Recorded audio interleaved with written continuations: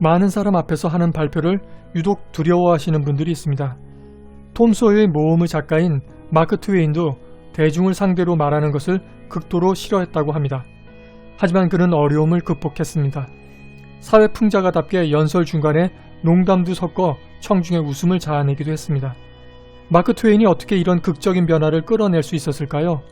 학교나 직장에서 발표나 대중연설이 두려운 분들은 무척이나 그 비법이 궁금하리라 생각됩니다. 하지만 그의 비법은 저의 예상을 빗나갔습니다. 소극적인 태도로는 발표의 어려움을 해결할 수 없다는 절박함, 이것이 자신을 극복할 용기를 줬다고 생각하셨습니까? 또는 자신감을 장착해 부담을 이겨냈다고 생각하십니까? 물론 이러한 고민과 다짐에 대한 생각도 있었으리라 봅니다. 하지만 마크 트웨인은 각오만으로 현실을 극복하지 않았습니다. 구체적인 방법을 사용했습니다. 마크 트웨인은 청중들 속에 자신의 농담에 큰 소리로 웃어줄 사람들을 미리 심어놓았던 것입니다. 덕분에 명색이 사회풍자가인데 말도 못하고 썰렁한 분위기를 만들지도 모른다는 스트레스에서 벗어날 수 있었습니다. 객석에서 호응이 나오니 말하는 부담도 덜했을 것입니다. 최소한 자신감을 떨어뜨리는 위험을 줄이는데 어느 정도 성공한 방법이라고 생각합니다.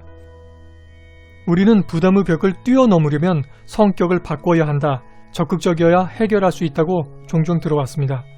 하지만 마크 트웨인의 사례를 보면 그 자신의 성격이나 사고를 바꾼 것은 크게 없었습니다. 그는 억지로 바꾸지 않아도 부담의 벽을 뛰어넘을 수 있는 방법을 만들었습니다. 일반인부터 성공한 정치인까지 자신의 성격 때문에 고민하시는 분들이 많습니다.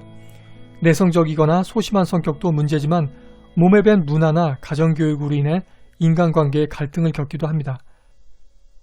그래서 이를 바꾸려 하지만 나답지 않다는 생각, 어색함에 힘들어하시는 분들이 있습니다.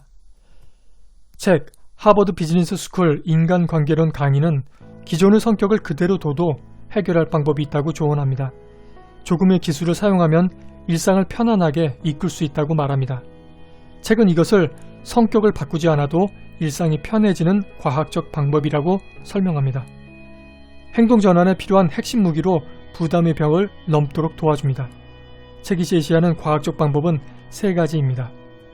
첫째, 자기 확신입니다. 자기 확신이란 대의를 찾는 것입니다. 대의란 가치 있는 일, 분명한 이유라고 할 수 있습니다. 사람들이 대의가 있을 때 강한 추진력과 용기가 생기는 것을 이용하는 것입니다. 기금을 모금하기 위해 알지도 못하는 사람에게 전화하는 것은 상당히 부담스럽습니다. 기브 앤 테이크의 저자이기도 한 애덤 그랜트 교수는 한 가지 실험을 했습니다. 그는 기금 모금자들에게 그들의 노력 덕분에 장학금을 받게 될 사람들을 만날 수 있도록 자리를 주선해 주었습니다. 그러자 놀라운 변화가 일어났습니다. 이들의 모금액이 다른 직원에 비해 거의 3배 가까이 증가했던 것입니다. 대의를 느끼자 이런 놀라운 결과가 나타났습니다. 자신이 직장 동료로부터 함부로 대접받는 것에 대해 말할지를 고민할 때도 대의가 효과를 발휘할 수 있습니다. 개인적인 갈등 차원이 아니라 회사 실적 향상에 도움이 된다는 생각, 대화가 실패하더라도 걸러야 할 사람을 찾았다는 가치를 생각한다면 조금은 더 용기를 북돋을 수 있을 것입니다. 둘째, 맞춤화 전략입니다. 맞춤화 전략은 자기 성향에 맞는 해결 방법을 만드는 전략입니다. 앞서 말씀드린 마크 트웨인의 방법도 이와 같습니다. 적극적인 사람이나 외향적인 사람처럼 바꾸지 않으면서 자신에게 어색하지 않은 방법을 찾는 것입니다. 책에서 소개한 방법으로 칭찬하는 말이 쑥스러운 사람이 직원에게 아주 잘했어 라고 억지로 부드럽게 말하는 것보다 덕분에 고객이 굉장히 기뻐하더군 이라는 표현은 어색함을 줄이면서 칭찬하는 마음을 전달하는 데 손색이 없습니다. 셋째, 자아인식입니다. 한 걸음 물러나 객관적으로 보려는 자세입니다. 이를 통해 자신을 괴롭히는 문제나 자신의 단점을 파악합니다. 자아인식은 변화의 필요성을 자극합니다. 제대로 된 해결책을 만드는데 꼭 필요한 발판이 됩니다.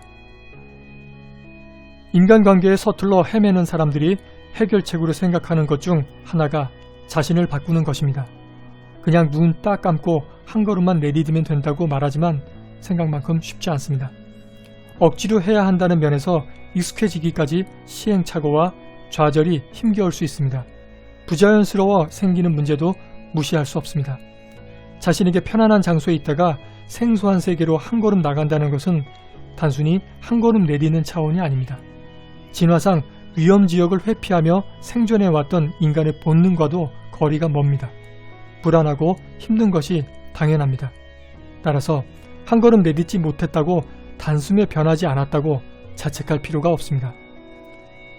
책 하버드 비즈니스 스쿨 인간관계론 강의는 무턱대고 적극적인 태도를 따르는 것의 위험을 경고합니다.